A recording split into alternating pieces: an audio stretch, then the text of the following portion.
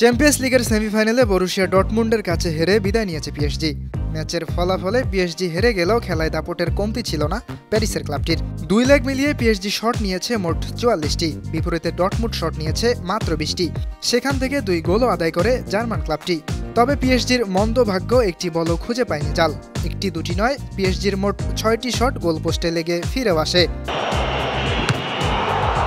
কিন্তু পিএসজির এই হারকে ভাগ্যের দোষ দিতে নারাজ দলটির সবথেকে বড় তারকা কিলিয়ান এমবাপ্পে। বললেন, সবকিছু ঠিক থাকলে বল পোস্টে লাগে না, গোল হয়ে যায়। দুর্ভাগ্য নিয়ে কথা বলতে আমার ভালো লাগে না। যথেষ্ট ভালো যদি খেলতাম আমরা, তাহলে বল পোস্টে লাগতো না, ভেতরেই যেত। আমরা আজ যথেষ্ট ছিলাম না, বিশেষ করে আক্রমণ ভাগে খেলা ফুটবলাররা। বল দখলেও ডর্টমুন্ডের থেকে অনেক বেশি এগিয়ে ছিল ফরাসি ক্লাবটি। তবে এমবাপ্পে হারের পর এটাও মনে করিয়ে দিলেন, বল দখলে এগিয়ে থাকলেই ম্যাচে এগিয়ে থাকা যায় না। জানি না তারা আমাদের চেয়ে ভালো ছিল কিনা, তাদের হেয় করার প্রয়োজন নেই। আমার মতে বক্সে তারা আমাদের চেয়ে ভালোই ছিল। তারা স্রেফ 2 বার বক্সে এসেছে, তাতেই গোল করেছে। আমরা ওদের পাশে অনেকবারই গিয়েছি, তবে গোল করতে পারিনি। শুধু তাই নয়, পিএসজির হারের ব্যর্থতার দায়ও নিজের কাঁধে নিয়েছেন ফরাসি স্ট্রাইকার।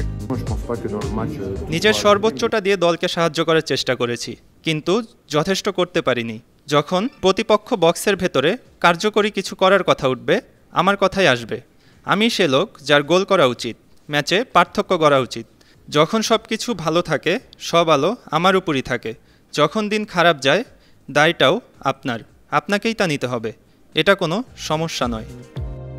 এদিকে গুঞ্জন সত্যি হলে এই মৌসুমেই শেষ হতে চলছে এমবাপ্পের পিএসজি অধ্যায়। দলবদলের সময় শুরু হলেই এমবাপ্পের রিয়াল মাদ্রিদে যাওয়ার আনুষ্ঠানিক ঘোষণা আসবে বলে ধারণা করা হচ্ছে। ইয়াসির আরাফাত সবুজ, বানু টিভি।